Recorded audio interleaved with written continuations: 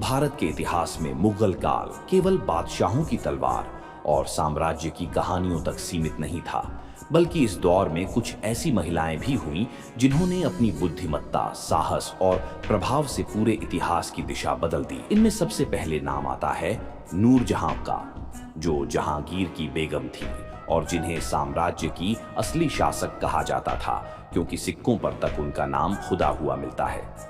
दूसरी थी जहां आरा बेगम, शाहजहां की बेटी, जिन्होंने राजनीति, व्यापार और सूफी परंपरा में अहम भूमिका निभाई और यहां तक कि आगरा और दिल्ली जैसे शहरों के विकास में भी उनका बड़ा योगदान रहा। रजिया सुल्ताना को कौन भूल सकता है, जो पर्दे की परंपरा तोड़कर सीधे दिल्ली की गद्दी पर बैठी और अपनी वीरता से इतिहास में अमर हो गई।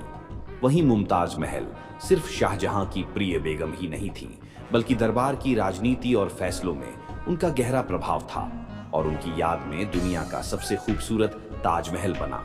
इसके अलावा गुलबदन बेगम, बाबर की बेटी, जिन्होंने हुमायूं नामा लिखकर मुगल काल का सबसे अनमोल ऐतिहासिक ग्रंथ दिया। हमीदाह बानो बेगम, अकबर की मां, जिन्हें मरियम मकानी कहा गया और दरबार में उनका बेहद सम्मान था। रुकैया बेगम, अकबर की पत्नी, जिन्होंने शाहजहां को अपने संरक्षण में पाला और उसे साम्राज्य चलाने लायक बनाया। वहीं सलीमा सुल्तान बेगम अपनी समझदारी और कूटनीति के लिए मशहूर थी और अकबर की सबसे विश्वसनीय सलाहकारों में गिनी जाती थी। औरंगजेब की बेटी जेबुन्निसा बेगम, जो विदुषी, कवयित्री और शायरा थी।